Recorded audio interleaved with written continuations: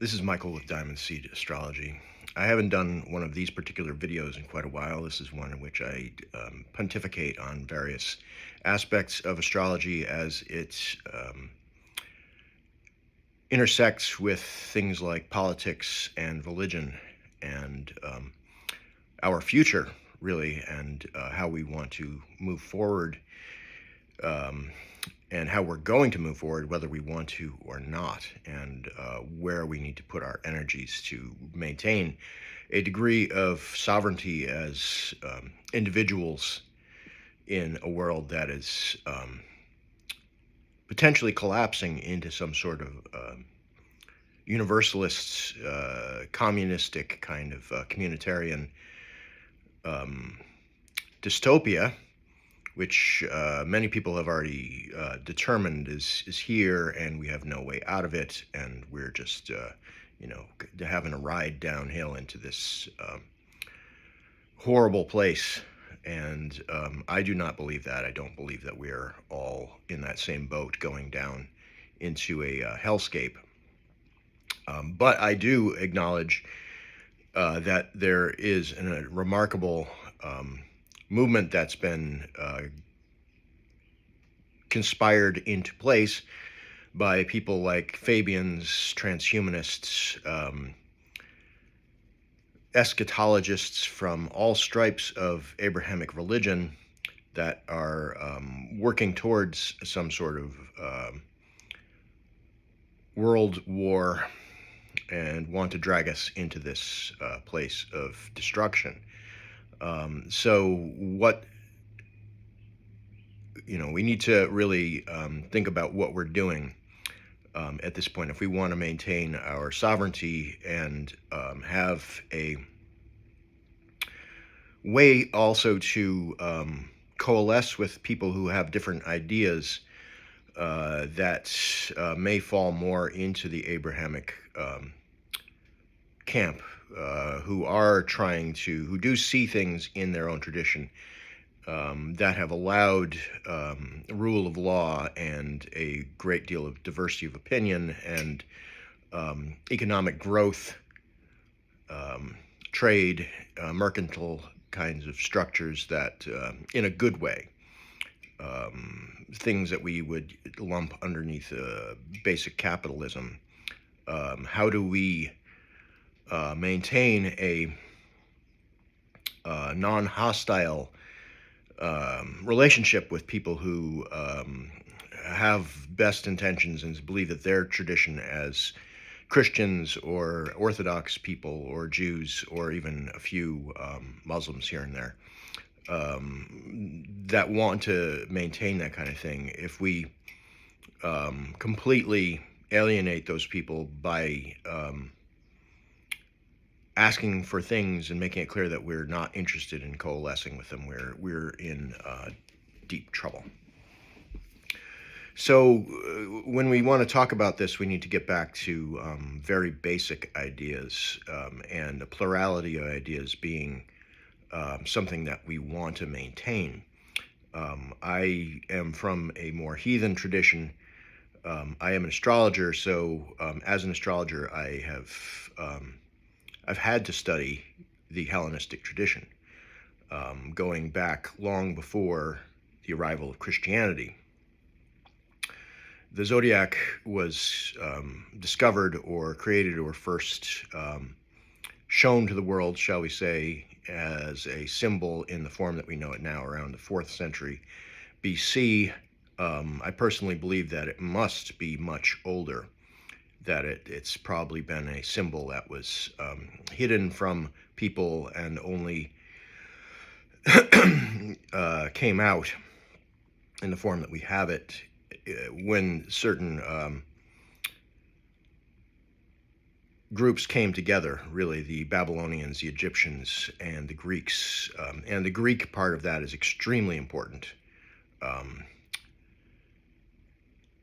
So the zodiac is really representative of the stellar cult, a cult of people who are or were astrologers, and people like myself are in many ways continuing this tradition Um, it's a cult that existed within other cults. That is to say, that an independent stellar cult that simply was following its own um, agenda probably did exist, but it was also supportive of virtually every other religion. The Christian religion came out of a sort of a horrific mixture of Judaic window dressing placed onto Hellenistic um, mystery cult tradition of Dionysus and the Orphic tradition. Early Christian apologists, and there's dozens of them, amongst them Firmicus Maternus, who's one of the sort of luminaries of early horoscopic astrology, who he wrote several books. He wrote books not only on astrological technique, but about his rejection of the mystery tradition. He's one of these authors, along with people like Clements, who went about exposing the mystery tradition, talking about things that were sacrosanct within the mystery tradition. The mystery tradition was an absolutely silent tradition. No one was allowed to speak about the mystery tradition. We know it existed, but if one actually revealed the secrets of the mystery tradition, they could be killed for that. That was something that was like Fight Club. It's like the mafia. This is like organized crime in many ways, and it had a lot of the hallmarks of organized crime, in addition to also holding a remarkable amount of wisdom that was protected at all costs. It was something that we need to look at very carefully, and not demonize it or act as though it were something that we really want to treat as the true religion, because the foundational parts of Christianity were virtually all there within the Orphic and Dionysian tradition prior to Christianity. And as I said, it really was a fusion of Judaic tradition with the Christian, the mystery cult tradition of the Hellenistic peoples that came together in order to make Christianity. And a lot of pagans will not like that, because pagans generally want to differentiate themselves from the Abrahamic tradition with good reason.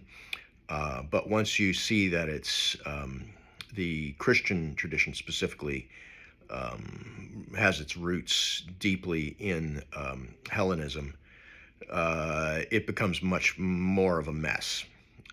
We can't really put ourselves outside of that as much as we would like to. Now, heathenry that comes from Northern Europe and Gothic traditions did not overtly use the astrological tradition as as I said, overtly use it.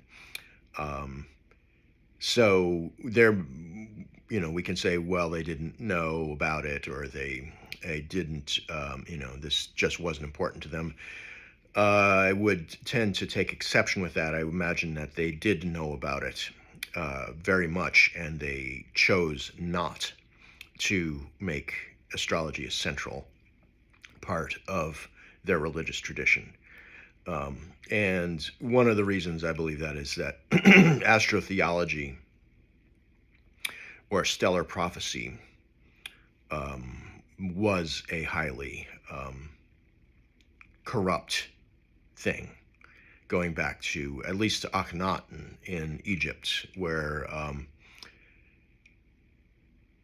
Akhenaten arrived in Egyptian history at a time when there was a change of in the astrotheology. Essentially, there was a movement from the age of Taurus into the age of Aries, and Akhenaten used this change of stellar astrotheological era to say that it's time for a new religion, and it's my religion, and I'm going to replace the ominous tradition within Egypt with this new tradition, which was the tradition of the shepherd, of the ram. So the Akhenaten basically, whether one agreed with whether it was, the timing of the arrival of the age of Aries, or they didn't agree with that, the idea that a new religion should come and supplant everything before, when there's a change of era, a change of eon, that is problematic. That you need to completely get rid of everything that's old and bring in something new. That is a fantastic opportunity for people like Akhenaten, who was probably a psychopath, incredibly narcissistic, and unquestionably put up to this, what he did, which was basically to dismantle the ominous tradition which had dominated Egypt for thousands of years, saying that it was time for a new religion, and he was the new religion. He was the messianic figure of this new religion. And this new religion was very much communistic. It was very communitarian, very hippie. If one looks at the artwork that goes with with Akhenaten and Nefertiti, they were depicted as being naked, which is unheard of, just as it would be today for the king and queen, for the emperor, for the president, for any of the people in power to say, I am the primordial Adam, and I am here in the Garden of Eden, and I'm naked, and you should make statues of me and my wife as naked. And he was also represented as being androgynous or hermaphroditic, with like childbearing hips and a very feminine appearance, which is pretty twisted, and something that is very, very deep in religious tradition. This idea that there's a hermaphroditic being at the root of humanity, who hatched from an egg or something like this. This is an idea that was very much alive in the Orphic and the Dionysian traditions in Greece.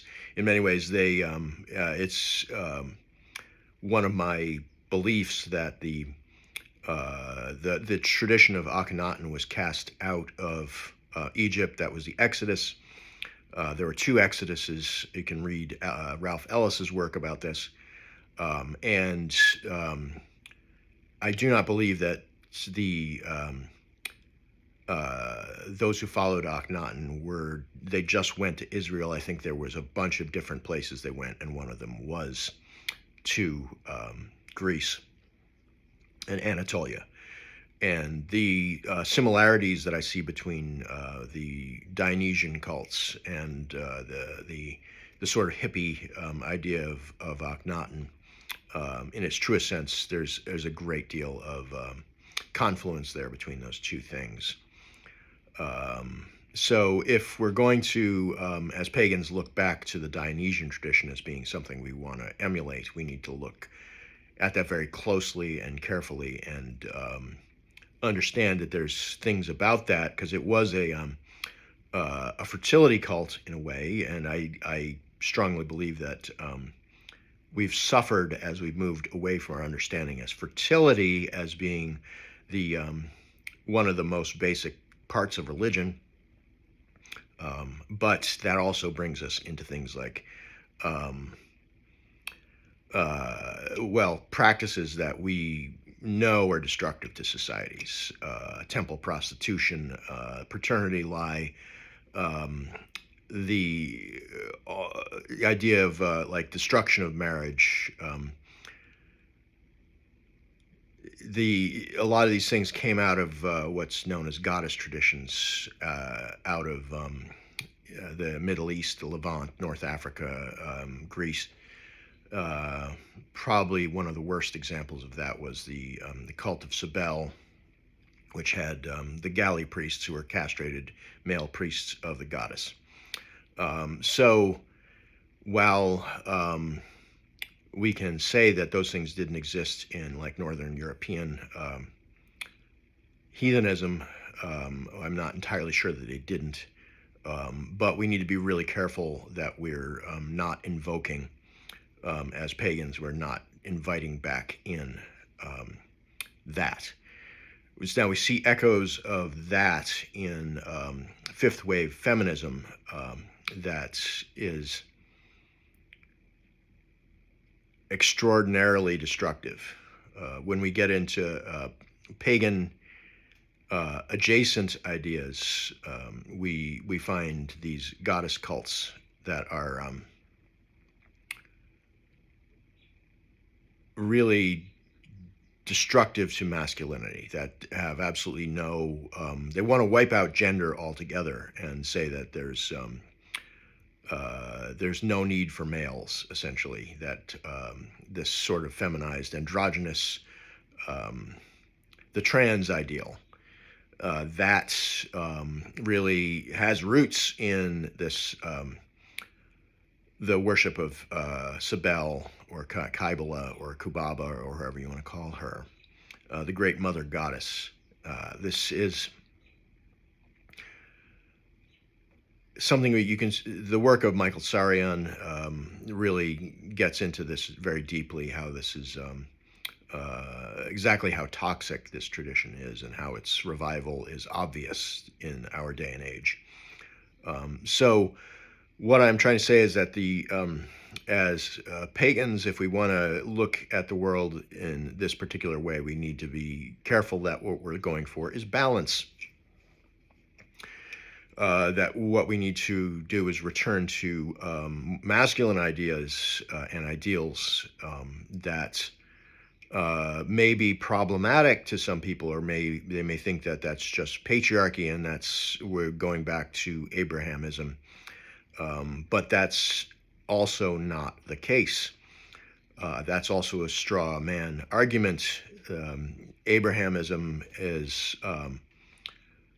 rooted in a lot of ways in the mystery cult traditions, and it does have ideals of the hermaphroditic male. It did come out of Akhenaten's ideas. So this is a problem for us if we want to, given our situation. And that's the other thing we need to look at, as I was talking about previously, is the situation is that we have people who have seized on the extraordinarily toxic aspects of goddess worship, and who are making alliances with the worst aspects of the Abrahamic tradition. They don't care. They're not interested in smashing Abrahamic tradition. They're actually quite interested in using those ideas when they are suitable to them, using the parts of it that work for them. And they're also very much universalists. They are not interested in a diversity of ideas or opinions, except in that they can get people to fight amongst themselves in order to dominate them. And This is why we need to be very careful not to become fundamentalist, dogmatic representatives of a just a competing sect that is, this is where we can fall into their trap. We can fall into something that is going to uh, uh, actually, um, just ensnare us in an eternal battle because we're telling the world that we're rejecting Abrahamic ideas, and that's our only um, leg to stand on. That cannot be the case. We cannot do that, and we need to understand. As I said, I am an astrologer, and astrology is at the root of Abrahamic traditions. The astrotheology is that is what Akhenaten used in order to bring about his dystopian hellscape that he tried to create in Egypt, destroying everything that came before him, which just exactly what Islam does and exactly what the communists do. To destroy the statues, they want to destroy history, and Akhenaten wanted to destroy history. But it was based on a stellar prophecy. It was based on this idea that the stars have changed, a different set of, a different constellation is rising in the east, and we need to change our ways, or else the gods will punish us, and we'll be following something that's wrong. Jesus was the result of a stellar prophecy. Those three wise men were astrologers. They were magi astrologers who were coming to um, confirm that the birth of this Nazarene um, Jew, essentially, he was from a Nazarene tradition, which does not resemble modern conservative or Orthodox Judaism. It was clearly something extremely occult that had Egyptian origins and Babylonian origins. Again, consult the work of Ralph Ellis. He was of a royal line that had been kicked out of Parthia, and his family was attempting to use this stellar prophecy to make a claim on the Roman throne, on the emperor, to become the emperor of the Roman Empire. And according to ancient bloodline traditions, he had a very, very, very good claim to the Roman Empire, that he, in many ways, was one of the most qualified according to his training and his bloodline. So given that he then was left high and dry by other people, he didn't get the support he needed to defeat the Roman emperor. Then we get a perfect use of him as a Dionysian figure who was Dionysus was torn apart by Titans, and his sacrifice becomes the like that of Osiris, like that of all of these dying and rising gods. It was something far more powerful in a Hellenistic mystery cult tradition that already existed and had existed for thousands of years. So it was not something new. It seized upon something very old in order to attempt to gain hegemony over an entire eon of time.